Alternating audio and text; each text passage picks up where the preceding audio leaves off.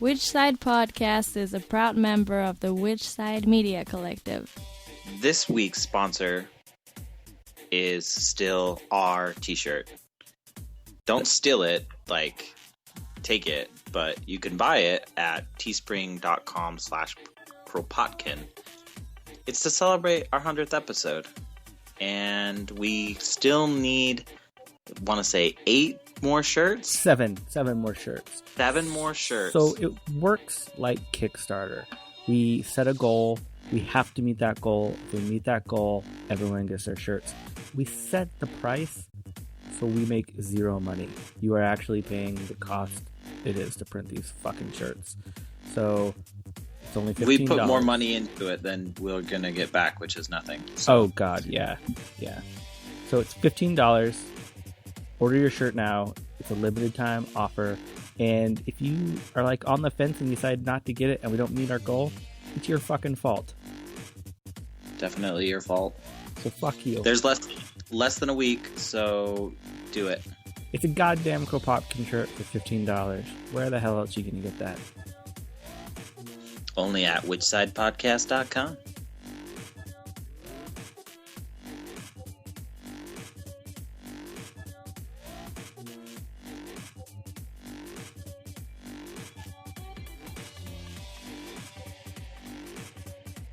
This is episode 102. Yeah, we had Amy Meyer on. You may have heard of her about her Ag-Gag case. She was one of the first people charged under the Ag-Gag law here in Utah. Not one of the first, the first. He was the first. The first one charged. She tells all about that story, so, stick around and listen to that. It's pretty intriguing. So what news and events do we have going on this week, Jordan? Buy our shirt. God damn it, that's both news and events, isn't it? Pretty much. The news is shirts are available. The event is, god damn it, go buy it. Whichsidepodcast.com. There's also a police, fuck the police demo. I don't know what it's called, but that'll be on Wednesday. Is that here in Utah or is that nationwide? That would be, I believe that's in Utah. Okay. Well, look it up. Fuck the police. But it can be in Utah, or it can be nationwide. So, yeah. Yeah, just do it yourself if it's not by you, because fuck the police. I remember this. I remember when this happened, because I wasn't that old. That young. But in 1998, on the 21st of October, the Earth Liberation Front burned down Vel Ski Resort. That was one of the first crossovers, right? ALF, ELF action? It was the biggest for the longest time. I knew that, yeah. And then they only recently got caught because they had a new Operation Achilles Heel or something like that. Mm-hmm. It's really interesting to read the whole story behind that. So if you're interested, Google that, how they did get caught, because they went forever without getting caught. Mari's showing me that the event is Utah against police brutality. It's the National Day Against Police Brutality. So that's Wednesday, October 22nd at 7 p.m. Thank you, producer Mari. I sincerely hope you enjoyed this episode.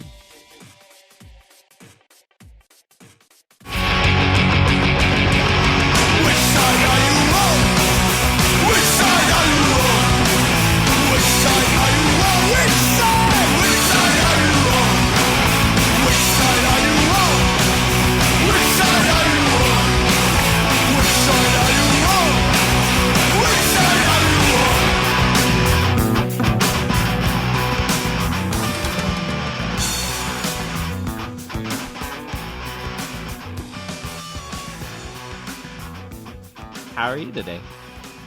I'm doing pretty good. How are you doing? Doing good. And just so you can tell, I'm Jordan. And I'm Jeremy. So that's the difference. Oh, hi, Jeremy. Of our voices. How's it going? Good. So what have you been doing today? Oh, working. just a regular work day. I don't know. What have you guys been doing? Yeah, Same. Pretty much Exactly the same. It's a weekday. So let's just jump right into it. Were you surprised about the Circle 4 farm arrests at all? Or I shouldn't say arrests, were they just citations? Oh, unfortunately, no. I think that my case in 2013 clearly demonstrated that Utah's Ag-Gag law can and will be used against law-abiding people to instill fear in them. And, Circle 4 is in a very rural part of southern Utah. I'm sure most of the people there are directly connected with the farm itself. I've flown over that part of the state. Like if you fly to Vegas from Salt Lake, you fly over Circle 4 and you can see just all these rows of sheds and these, horrible waste manure pits. And you can see like that's the only thing out there. And so, yeah, unfortunately, it didn't surprise me at all to see that that there's been more overreach with this ridiculous and unconstitutional law in Utah. But hopefully, they can see, from what I've read and what I'm sure other people have read on Green is the New Red about this instance. It really looks like you look at the photos and they're so far away. It's very similar to what happened to me. And hopefully the prosecutor there will look at that and see, no, like we're not going to actually file these charges. This is ridiculous. But I mean, we'll see what happens. So you mentioned your previous case. In case anyone doesn't know, would you mind, going over that and like what happened? Yeah, absolutely. So in February of 2013, I had been volunteering at a local farm animal sanctuary near Salt Lake City. And on that day, February 8th, I learned the story of one of my favorite cows at the sanctuary and I'm sure a lot of people in Utah would be familiar with a cow named Nandi. He's a very handsome, like Scottish cow. He's big and red. He has these huge horns, but he's this very calm demeanor. He's always kind of like timid around people, and he's very shy, very quiet. But actually, before he arrived at the sanctuary, when he was very young, he saw his entire family get slaughtered by a mobile slaughter truck, which is a very terrible thing to witness, as you can imagine. And to this day, more than a decade after that happened, Nandi panics every time he sees a truck that reminds him of the truck that killed his family. And he begins pacing the property lines and mooing and drooling profusely, which is a sign of extreme distress in cows. And I didn't know this about Nandi, and I learned his story this day. And I just, it's just another thing that I learned about how farm animals and all animals experience fear and pain, and they're just like the dogs and cats we share our homes with. And so I decided I'd been photographing him, and I wanted to see what kind of different photos I could get from a slaughterhouse I passed by on the way to the sanctuary every week. And so I drove on the other side of the road outside the Dale Smith, they call it a meat packing company. It's really a slaughterhouse. And, I found a road that's on the opposite side of the freeway so I could actually pull over and park. And so I took my camera out just to see what I could take photos of. But, there was a huge field that was between me on the public road and the actual slaughterhouse. Anyways, what I saw was still absolutely shocking. You could see actual flesh coming out of the building. And I actually witnessed what I thought to be a clear act of cruelty to animals, who was a live cow, who was sick or injured. She was a downed cow, and she was being carried out of the building in a tractor like she was just garbage. And I saw them dump her on the property.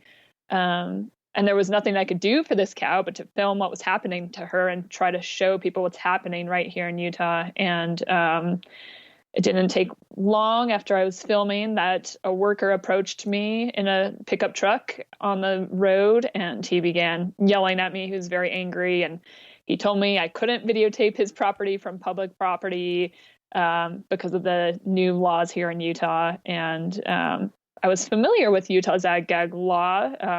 I contacted my rep when it was a bill, and I told him I was on public property and I had the right to be there. And if he wanted to call the cops, he could. And he did. And they actually, about 7 or 8 police cars arrived within minutes of him calling. So a couple of things to note. This is in Draper, Utah, which is a smaller suburb of Salt Lake. But one of the owners of the slaughterhouse is Daryl Smith, who was actually the mayor of the town at the time. So many people suspect his political influence had a reason why police would want to show up in such full force for one woman with a camera on a Friday afternoon. But regardless, they conducted an investigation that lasted longer than an hour. I told them the whole time that I've been standing on this public road. Yes, I'm taking photos, but I'm on a public road. I can take whatever photos I want.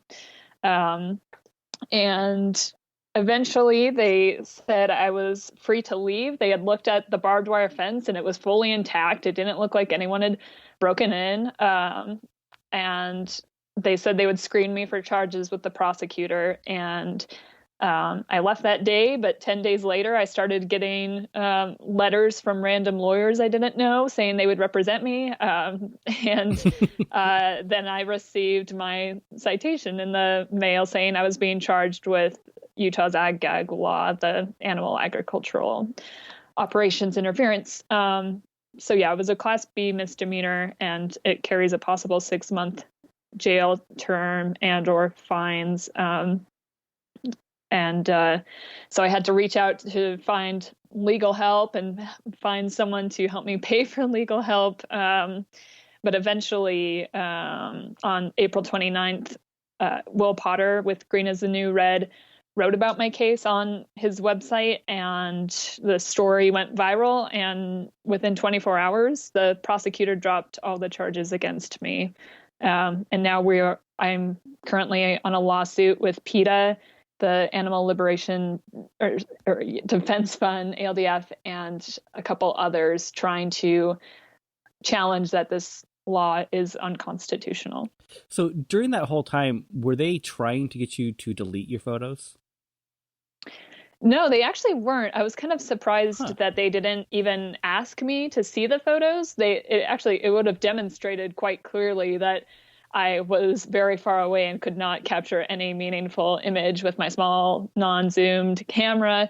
They didn't request that I was deleting them at all. The police weren't, anyways. Mm-hmm. And the man who approached me, who worked at the slaughterhouse, didn't ask me to either, but he was very angry and just telling me that I don't have the balls to come and talk to him myself, and he's going to call the cops. That was his main focus. So I remember reading about it and finding it very interesting, because I grew up in the town next to Draper, and for the last 20 years, I used to take people there and say, this is why you should be vegan. You can actually see it from these public roads. This is obviously long before these Ag-Gags. Yeah. And so anyone who's familiar with the area, knows what's there. I've taken countless people to show them the slaughterhouse, because you can just watch it from the road. It's pretty ridiculous, actually. Yeah, I mean, it is. It's shocking. You pass it on the freeway. There are just thousands of cars every day driving past the freeway, driving past this building. And at the time, you can see cows outside, and you could see them being led into the building. You could see them trying to fight their way out once they could smell and hear what was about to happen to them. It was absolutely shocking when you really stop to take a look. And actually now I think they've realized that this is people don't like what they see, and as a result probably don't want to eat beef anymore or support the dairy industry, which is largely the cows that they're slaughtering there. And they've actually set up just this giant wall now that prevents you from seeing the building itself. It's just this one single wall so that you can't really see what's happening there anymore, which is kind of interesting to me, that they're afraid of people even on a public road, 300 feet away seeing their property. Yeah, and usually with the wall, they have large semi-trailers parked, so there's no parking either. So not only can you not see, there's no place to actually stop on that road anymore. Yeah. Oh, that's very true. You're right. And stacks of just this like hay sometimes protecting so you can't see the cows as much. Of course, they don't spread out the hay to try to make it a less miserable experience for the cows. They're all standing there in a bunch of, their own waste and sludge and mud. But heaven forbid someone actually see the state of these cows. What's interesting, if people don't know the area very well, Draper is like one of the up-and-coming cities for suburban sprawl out here, and it's one of the richest cities in the Salt Lake Valley now. So those little like rural old areas are being encroached on more and more and more, and I think they're feeling the heat a lot.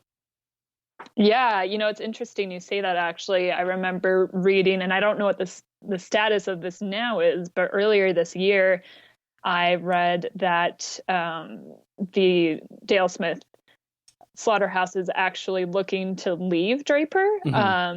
However, they are looking to build a much, much bigger facility, like something like $1.5 million facility in Idaho, which is another state that has an Ag-Gag law, of course. But that is a lot of the cows that are being killed at this facility. They are from the dairy industry in Idaho. So now they're looking to build it right there and build this huge facility.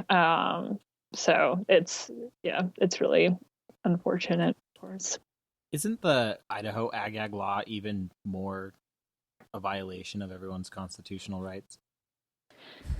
In a lot of ways it is, from what I understand. I'm not an attorney, but looking at it, I know that it doesn't, the Utah law says that you cannot film private property from private property. So you can't be one of the parts of the law is you can't be trespassing on someone's private property while filming, which is what I was falsely charged with. But because I had never trespassed, I was not found guilty. But the Idaho law, it's still a little unclear, but it does say that even filming on public property, so if it was something like livestock grazing on public lands, that would be illegal to film as well. So that's very terrifying thought, and very even more unconstitutional, I would agree. So what is your origin story? Like, what brought you to animal rights? Yeah, I think it's a question that everyone has a story, right, when we're talking about this. For me, it's actually I think it's kind of related to all this Ag-Gag stuff. I grew up in rural Wyoming, which is not really vegan center of the world. And I had never met another vegan. I had never met an actual vegetarian who didn't eat animals that live in the ocean. And I got directed to PETA's website, and I watched Meet Your Meat, which of course is, I'm sure a lot of people know what that video is like, and it's taken from it's footage from undercover investigators. And when I now I realize that no matter how an animal was treated, an animal never wanted to die just for me to eat. Just like I wouldn't want to kill my dog, I wouldn't want any other animal to die for me. But it took, for me, seeing what the kinds of conditions inside factory farms, and to see how, pigs never get to take a breath of fresh air, and they never do anything that's natural to them. They're kept in these tiny barren crates, and they can't even turn around. It took that kind of shocking realism for me to realize that I could never eat animals again, and I need to do more to try to prevent other animals from suffering like these animals are suffering on factory farms and inside slaughterhouses. So did you watch Meet Your Meat when you were still in Wyoming? I did, yeah, I did. It was one of those things, like, I was listening to a lot of punk music at the time, and Propaganda was talking about what happens inside factory farms, and I was so confused because where I lived, there's just all these cows grazing on lands, and I was like, I thought they just, when they die, someone picks them up and you eat them, and there must be another state that the same thing's happening to chickens, and they live out on this pasture and then they die from, must be natural causes, and then someone picks them up and we eat them, which obviously is far from the reality. But that was what I thought at the time, and I was needless to say, very shocked at when I watched this undercover footage of what's actually happening. What did your friends and family like? How did they react to this change? Yeah, that's a good question. I showed the video to my closest friends, and they were appalled too, and they were vegetarian for a couple weeks, but then they were like, well, we can't really do this, but we totally understand you and we agree. And they were supportive, and I just tried to encourage eating as many with them, eating as many vegetarian, vegan meals as possible. And my family was incredibly supportive instantly. My mother was like, okay, great. I'm going to look up some new recipes. Let's just get going. And so I had a lot of support, surprisingly, from the people that were closest to me, which was great. I mean, it was, a little bit more challenging than when you live in a city, not in a bad way. You eat a lot better as a vegan in rural America. At least I do, because now I eat all sorts of still like processed foods. But when I go back, when I was living in rural country at the time that didn't have any vegans in the city, I was actually eating vegetables mostly, which is wonderful. It's really funny. It forces you to eat healthy. 15 years ago, true. I was way healthier as a vegan than I am today, because there's actually good vegan cheese now. So, I know. So it's great. It makes it so much easier to be vegan and to show people how easy it is to be vegan. And it's wonderful. And it's obviously, still a lot more healthy than eating foods that are full of saturated animal fat and cholesterol. But yeah, still great to get back to those basics, very healthy. I love to show people food. You can be a chubby vegan, because, Yeah, it's true. You can still eat lots of junk food, lots of good quality sugar, all sorts of good stuff. And with Vegenaise and just mayo, now it's, there's no excuse to just eat out and pig out all the time. I mean, I actually made an 8-cheese lasagna the other day. 8 different goddamn vegan cheeses.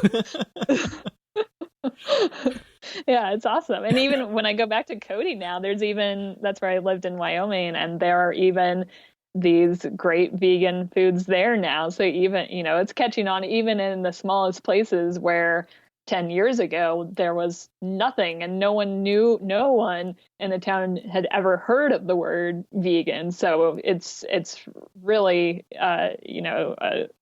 a great thing to remember when we're looking at the billions of animals dying every year for food. It's great to see how fast our movement really is moving with veganism, I think. Talking about Wyoming, it reminds me, I think it was 98. We had it was one of those national days against McDonald's protests here. And we were on this high from doing the protest. It went really, really well. We're like, what should we do now? We're like, let's drive to Evanston. There's a McDonald's there.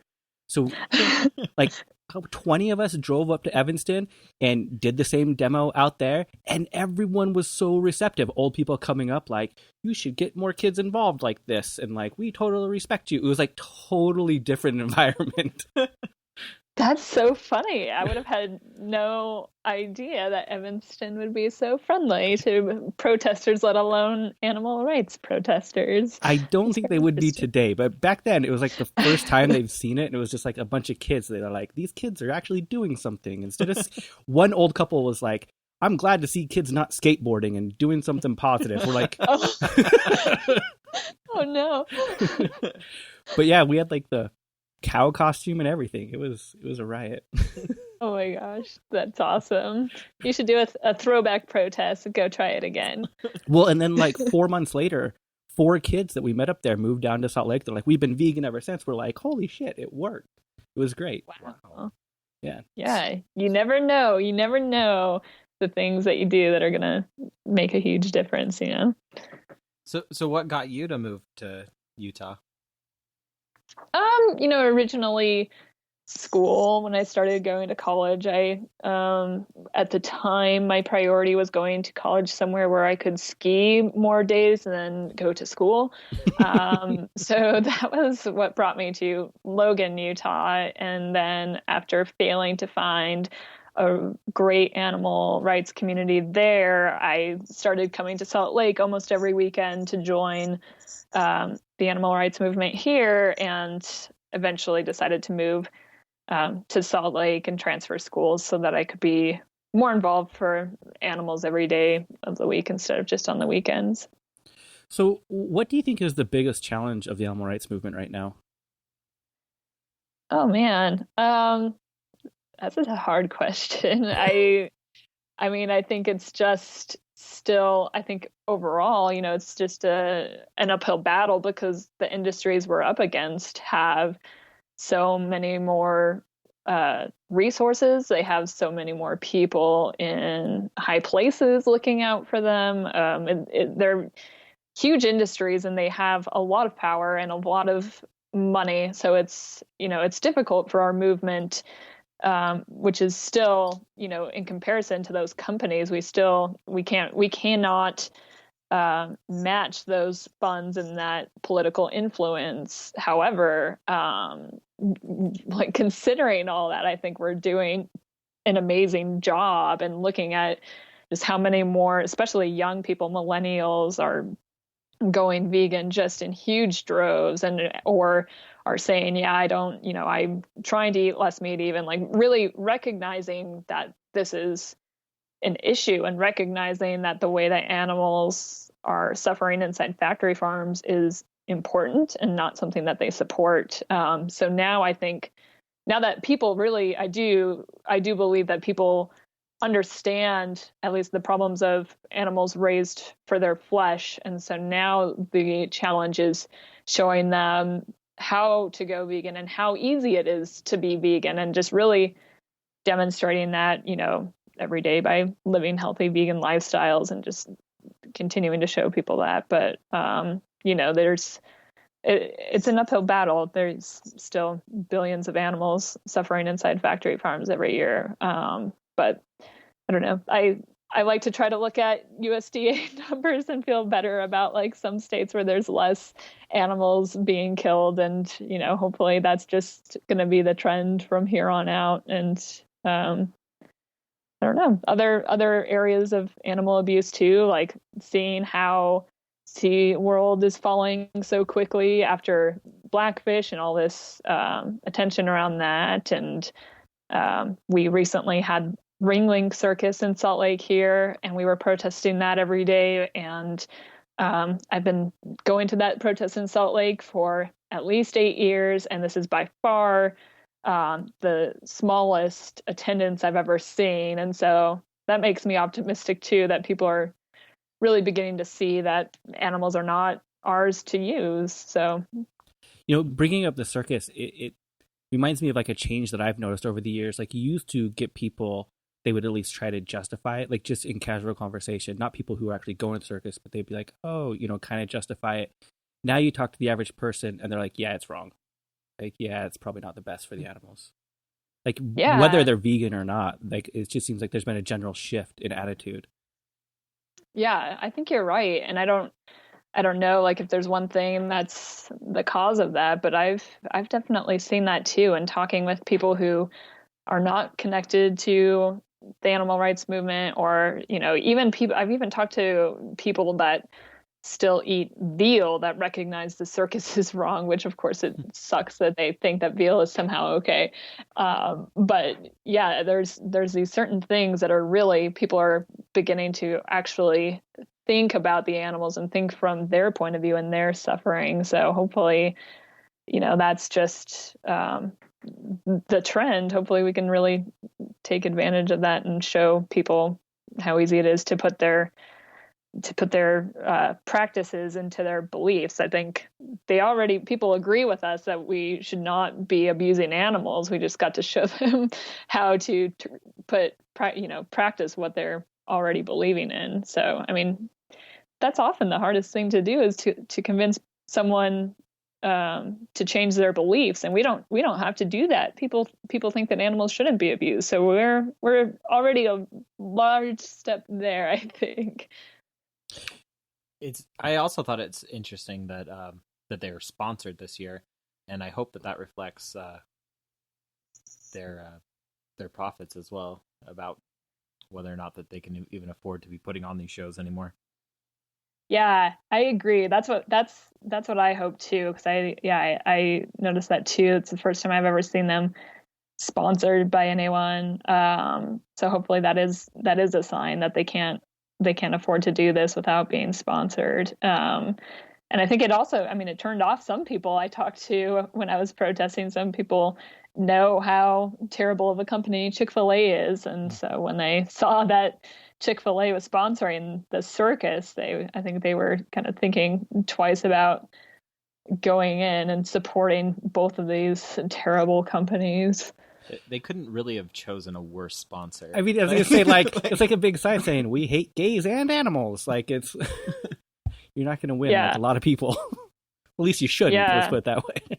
Yeah, I would hope not. Yeah, certainly not the way that I think things are going in Utah. Especially, we're really becoming more of an accepting and open and compassionate community. So hopefully, that was just extra fuel to the flames of why wrangling is awful. Definitely.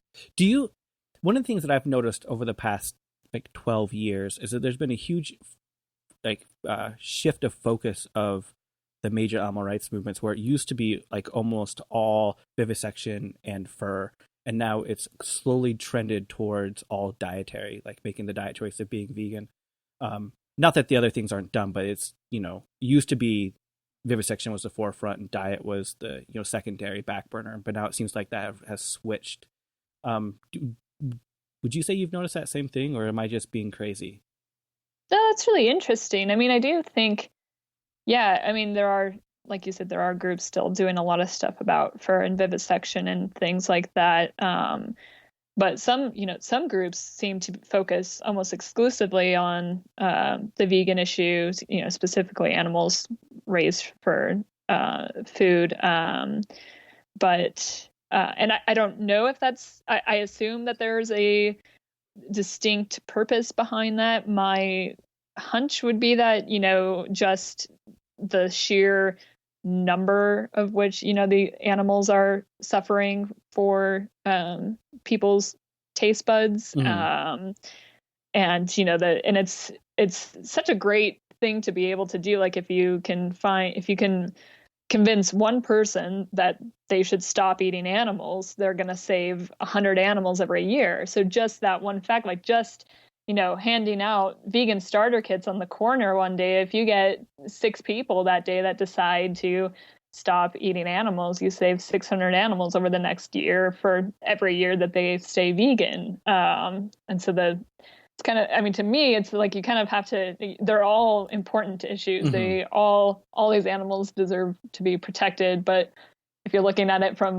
just the point of like, okay, there's only so many hours in my day. How can I do the most good for the most animals? I think most people would probably agree that, like chickens, especially in egg-laying hen operations, are suffering the most, and certainly to the greatest extent numbers wise. So if we're putting our energy there, we're ultimately saving more animals from, very abysmal existence. But I don't know. I can't speak for all those organizations, but I do see that. I do agree that does seem to be more of the focus now. I wonder if that kind of leads to the formation of like the whole happy meat aspect by, as the kickback towards pushing hard on it. Yeah, I mean, maybe you mean like all the like so-called like the humanes and Yeah, the grass-fed. yeah. Yeah. Yeah, I mean, and I think that too is really, unfortunately, it's like this booming industry, but I think it's because the animal agriculture industry is seeing that people are compassionate and they don't want to contribute to animal abuse. And so they are trying to redesign and rebrand themselves to saying, oh, look, we're nicer to animals. They're happy. But of course, I've actually done, honestly, way too much research into all these labels. And as you can imagine, they are barely, if at all, better than your standard factory farm. These animals are still confined into warehouses their entire lives, and it's filled with ammonia. The sheds are just filled with ammonia. They're standing in their own waste.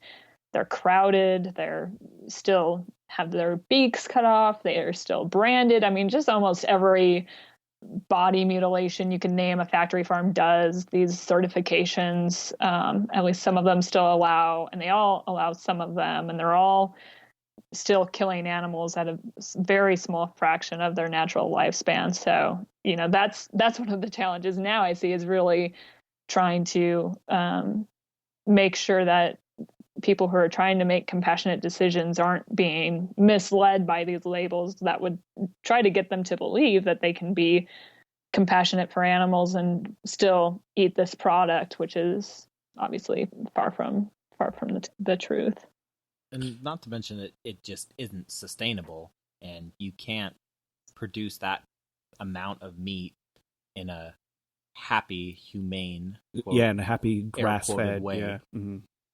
Yeah, no, oh, you're so right. And even if you took the absolute best, like the less, like, of all the farms in the country, the least cruel one, there's no way that could feed people the amount of meat we're eating in this country. That's why factory farms came around in the first place, to keep up with the demand. So, is there anything you kind of wish the movement was focusing on more, or you just don't see enough of? Like, for an example, like with me, I wish there was more of a focus on farm subsidies, on the true cost of what farm subsidies are costing the average person, and how that relates to the cost of, the animal, products. Yeah, that's a good point. I think that is something that people don't realize, and is the reason, obviously, why meat is a lot cheaper than it should be. And if meat cost the amount that it took to produce, hopefully, maybe people would eat less of it, and they would go to buying more vegan products that are less expensive and less cruel. So do you have anything like that you're just like, I know like the farm subsidy things for me, I know it won't change, like it's not something that would be like an aha moment for a lot of people, but I really think that if people were aware and they're like, we don't want that could put more financial pressure on the individual farmers themselves. Yeah, I think that's a really good point. As far as, do I have anything like that? Yeah, you're just like, maybe we should do that a little bit, or I kind of wish someone would do that.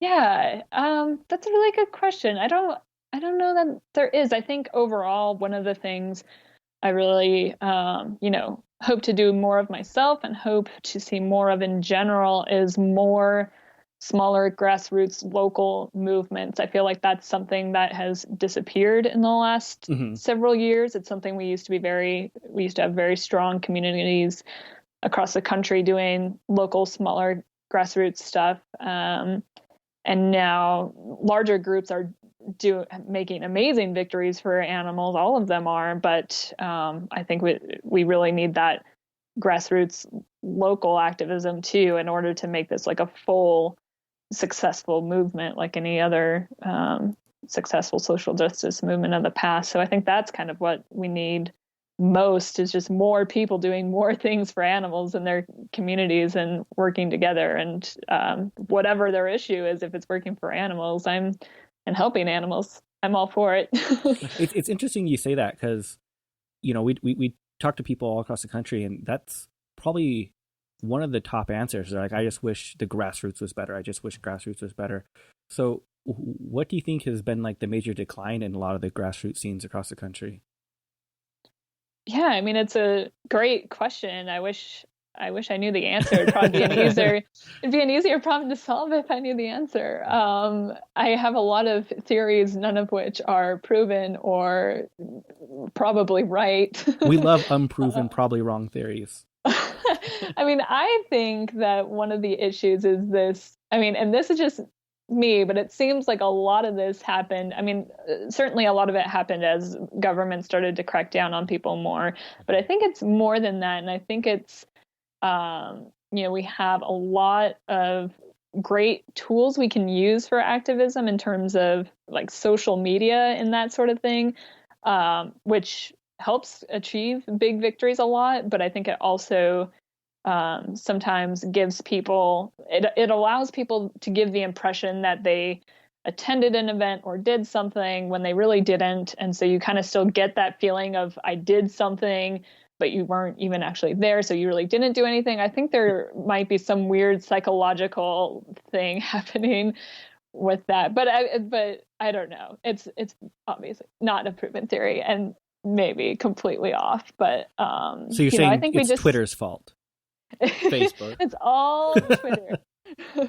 No, I think we just like what makes a really strong, smaller grassroots movement is just really one person or a couple people dedicating themselves and leading and organizing. And then you can there are people who will come to your events and will come to your protests and will help you. But I think it does take a couple people in these areas to really launch something. So maybe that's just what's missing is, maybe people have less time because we're working more, because we're getting paid less. I don't know.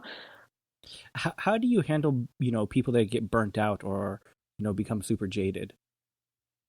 I mean, I think it can be easy to happen just because the issues are so big and they are so important. But I think, the best thing, I mean, for me personally, that's one reason I like volunteering at the Ching Farm Animal Sanctuary is, every week I'm seeing animals who were rescued from a laboratory or a factory farm or an abusive home or a backyard chicken coop, whatever it is. And seeing those individual animals really reminds me that there are other individuals like Hannah or like Nandi that, want to live and deserve to live. And so for me, that's what helps me keep going is to think about individual animals and think of all the good you can do just by convincing one person to go vegan. But yeah, I mean, I certainly do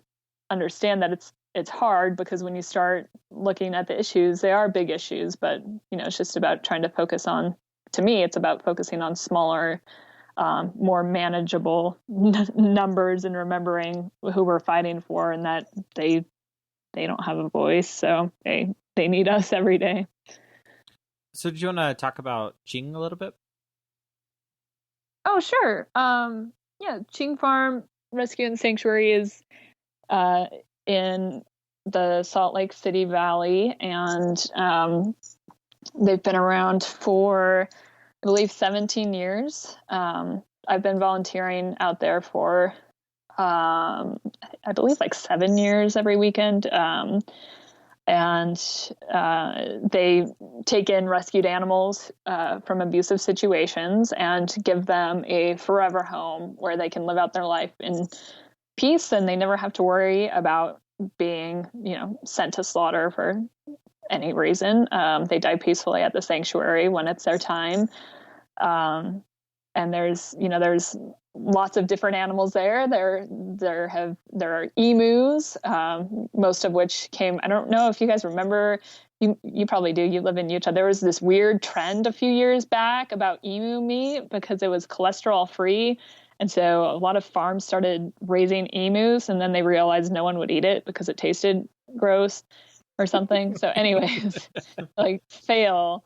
And then there were emus left, and Ching was able to take in some of those. And emus are really interesting animals, I think. But we also I helped coordinate. We got a group of 20 rescued hens from an egg-laying factory farm. I think it was 2 summers ago we got those hens in, and watching them has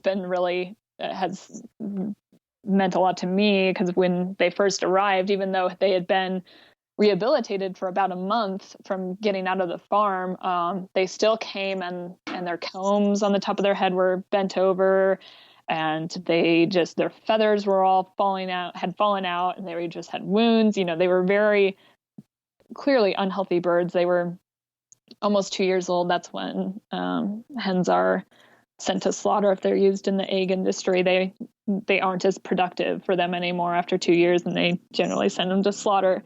But these ones got to come to Ching, and so it's been very interesting for me to see these hens who, the second they were out of a wire cage they spent their entire life in so far, they instantly were already doing natural behaviors. They were dust bathing. After 2 weeks, they were perching up on the roosting places at night, and they were really behaving like actual chickens, which was amazing to see. And now chickens can recognize individuals, even individual humans, and they know that I'm their food person. And so every time I'm there, when I open their gate, I'll yell out to them. I'll say, "Hey, chickens," and they all come running out to me, and it is so funny, and I love it. It's such a cool thing to watch how animals can transform, even if they're kept in these like absolutely horrible conditions, and interesting to see too how they can even warm up to people, considering what people have done to them their entire life. It's pretty amazing. And I mean, the list just goes on. There's, about 150 rescued animals there, and each one of them has a story, and they're all really special animals. Weren't some of them also experimented on? Yeah, there's 4 of them left. We had a group of Yucatan pigs, and they came from a laboratory. There were 6 originally.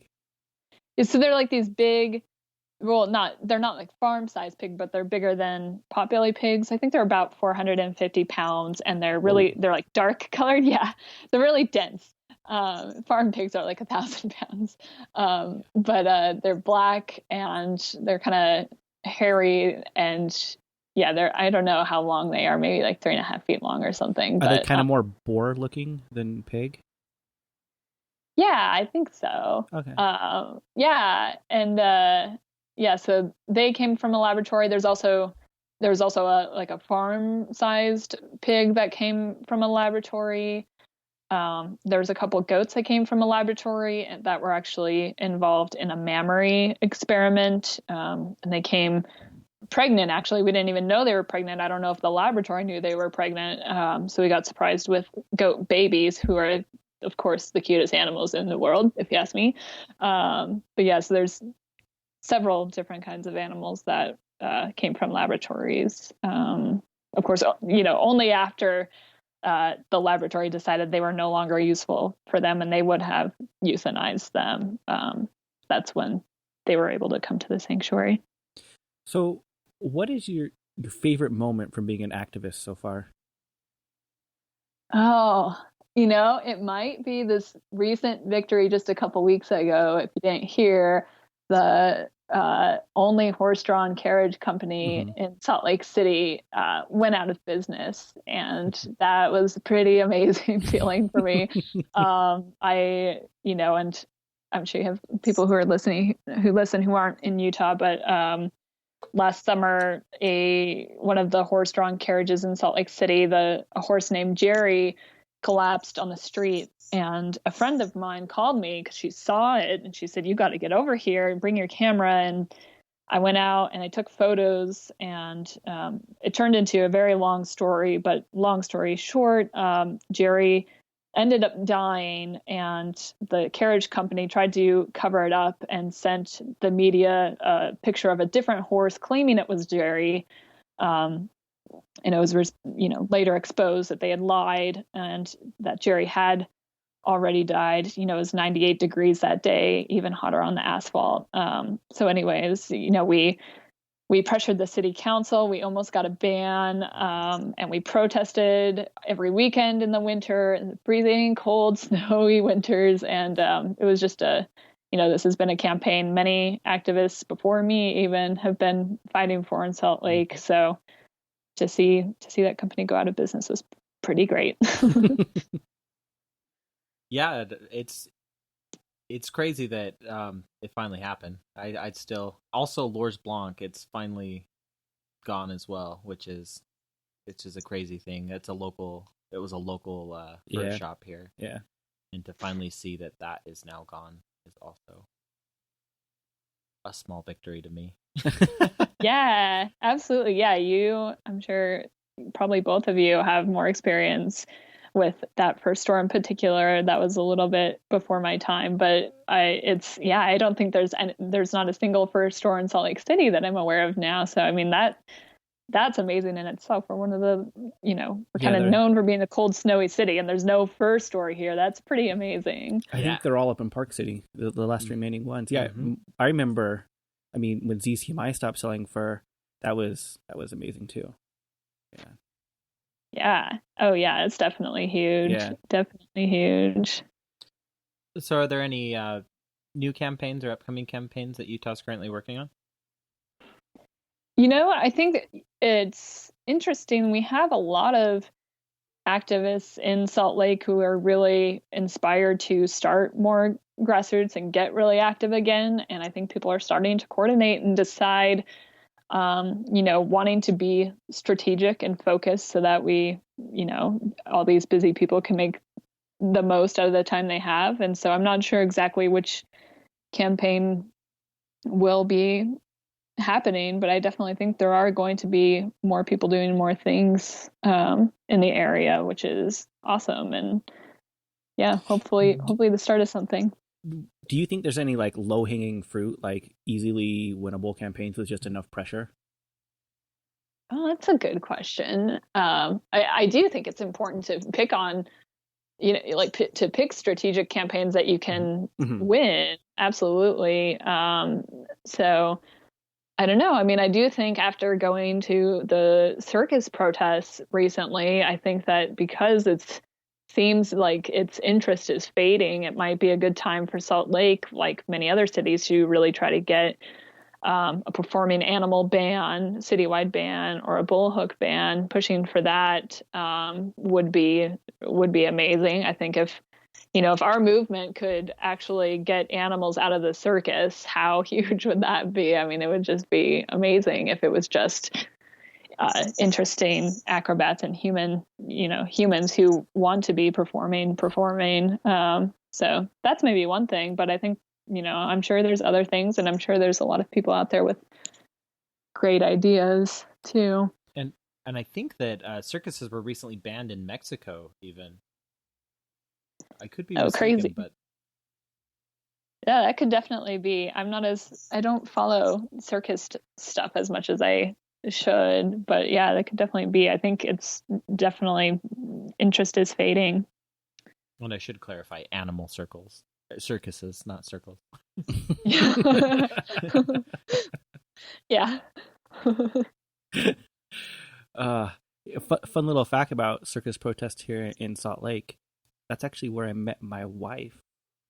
What? Like 13, it would have been like 15 years ago. Yeah. Whoa. She was attending the circus. I was protesting the circus. No. That's really interesting. See, you never know what happens if you go to protests. You just gotta go. So, has there anything recently happened with foie gras here in Utah? Oh goodness, not that I know of. We had a campaign against foie gras several years ago and got several restaurants to take foie gras off their menu. It often just takes a letter and a DVD showing what happens inside foie gras factory farms. And Yeah, several restaurants took it off. Salt Lake City was foie gras free for a while, which was a huge victory here locally, I think.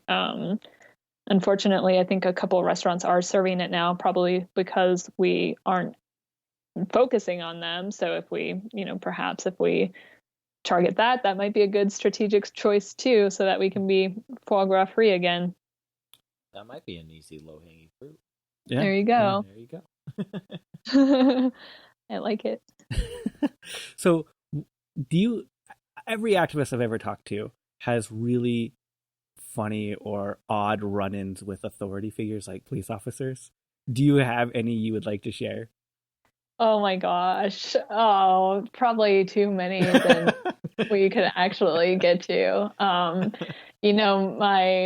My Ag-Gag case, there was a lot of funny exchanges in that hour and a half I was talking to police officers. In general, I try not to talk to them, but at this time I did. And at one point they told me, I took it to be that they were trying to intimidate me. What their actual intention was, I can't say. But they said things like, well, we ran your license plate and we know the car, they said we ran your driver's license and we know you don't have car insurance, so you can't drive.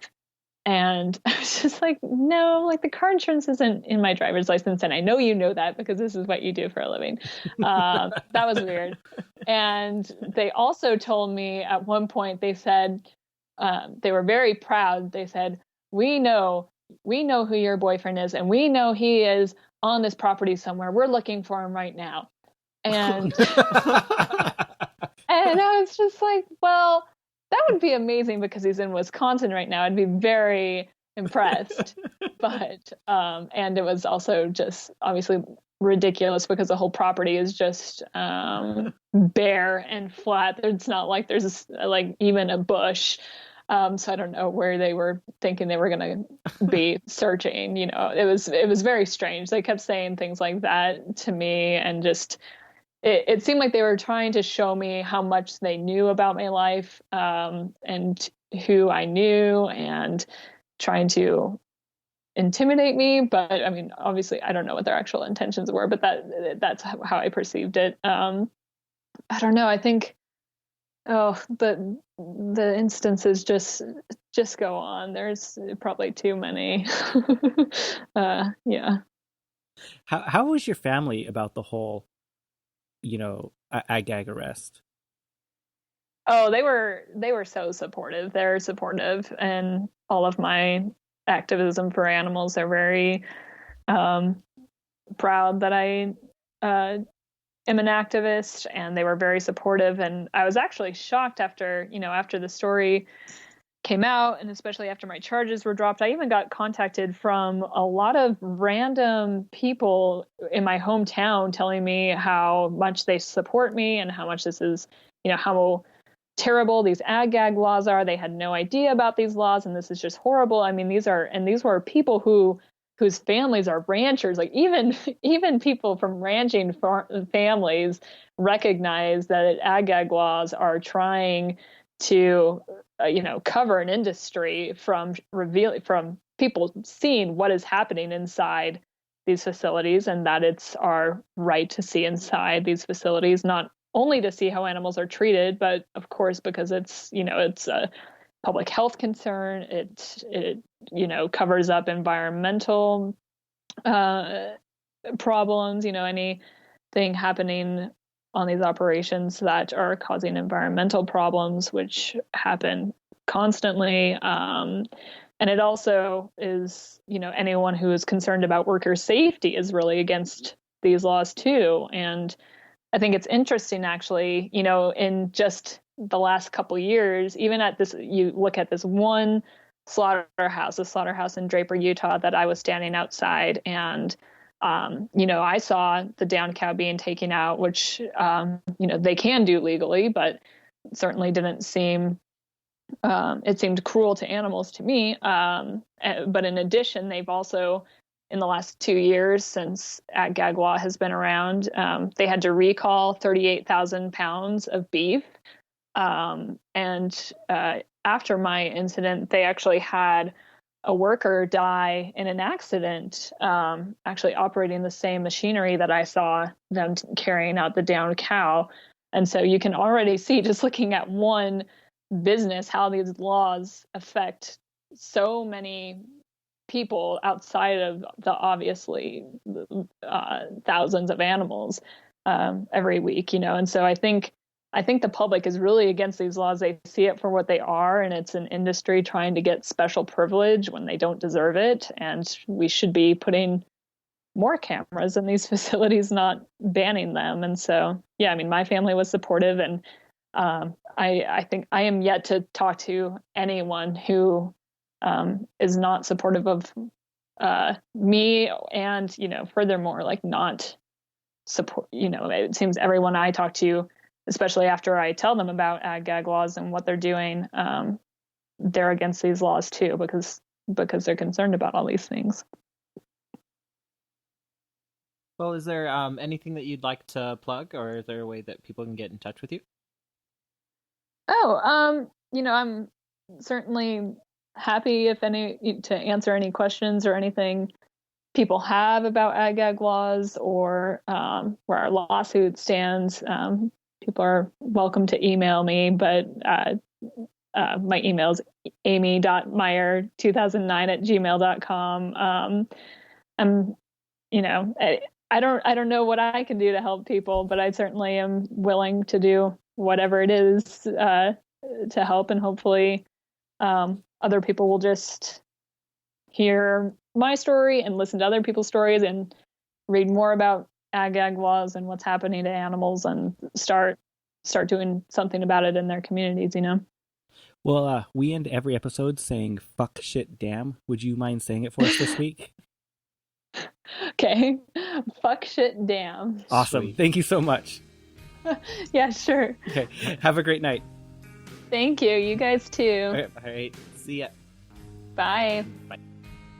This week you heard. Lone Town by Blunt. Right now you're listening to. Instrument Threads by This Will Destroy You.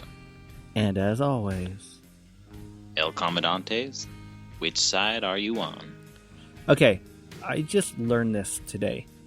Did you know that the more people you get to subscribe to the podcast and review it in a short period of time, the better our ratings are on iTunes, which means that we're more visible to more people? Well, hell. Like, it's all about, like, if you get 10 in one day, it's better than, 20 in a month. Huh. Crazy, right? I did not know that. So that means everyone you know who has an iPhone now has a podcast app, which means you can grab their phone from them and subscribe them to this free show, and it will help us. And they'll get a free show. And if they don't like us, then they can just unfollow us. Yeah. Unsubscribe. Yeah, but so when you grab their phone, just be like, hey, look, I got this awesome show. You need to check it out. Go to Which Side, hit subscribe, hit rate and review. Rate us what you feel we deserve, which, please do that. Or you can just be like, oh, wow, you got the new iPhone 6? Well, let me see it. And then just subscribe us without them knowing. Yeah. Just fucking do it. It's the way to do. Give everyone a little gift that they don't know they have. And if you're not friends with us on our social media, you should totally check us out.